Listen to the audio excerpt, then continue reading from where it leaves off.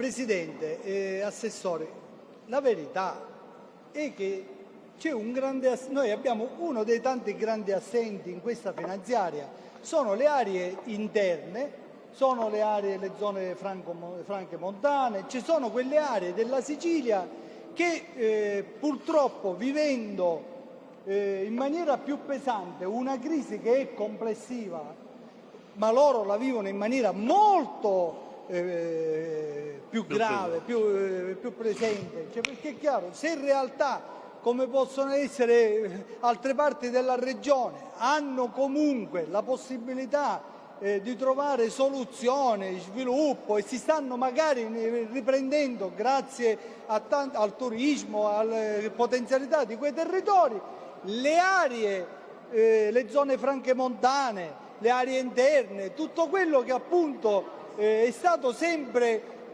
più svantaggiato, oggi lo svantaggio è doppio. In questa finanziaria, tra le tante difficoltà che ci sono, questo tema non è trattato. Ci siamo?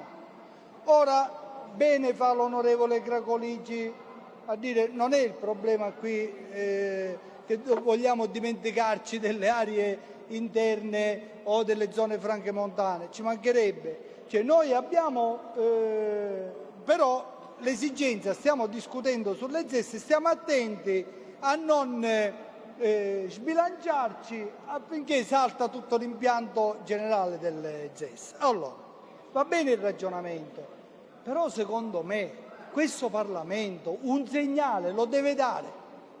Ora, io ho presentato un emendamento aggiuntivo, ma ce ne saranno sicuramente anche altri, che riguardano le zone franche montane. Mi permetto di ricordarvi che questo Parlamento, tutti insieme, noi a fine di dicembre abbiamo fatto la legge voto, che non ha avuto poi riscontri particolari. Una soluzione potrebbe essere, se non è quella lì all'interno dell'articolo 19, creare attraverso gli aggiuntivi, attraverso quell'emendamento lo ampliamo, ma diamo un segnale.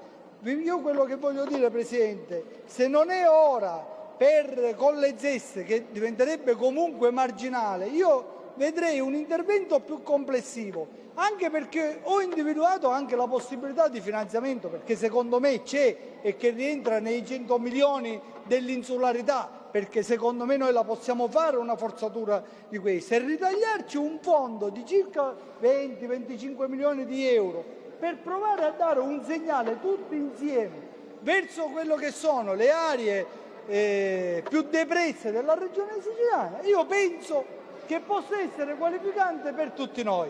Presidente, a lei le lascio la riflessione se intervenire sull'articolo 19 con un emendamento, prelevando un emendamento aggiuntivo, ritorno a dire ce n'è uno mio ma ce ne saranno anche altri e comunque quello mio viene a morire nel momento che facciamo una discussione più complessiva, ma diventa l'occasione per aprire il dibattito e il confronto, in modo che questo Parlamento lo dia un segnale, perché ad oggi veramente non vengono trattati completamente. Trattarlo con le ZES in questa maniera sicuramente non è un segnale, è una toppa, una pezza.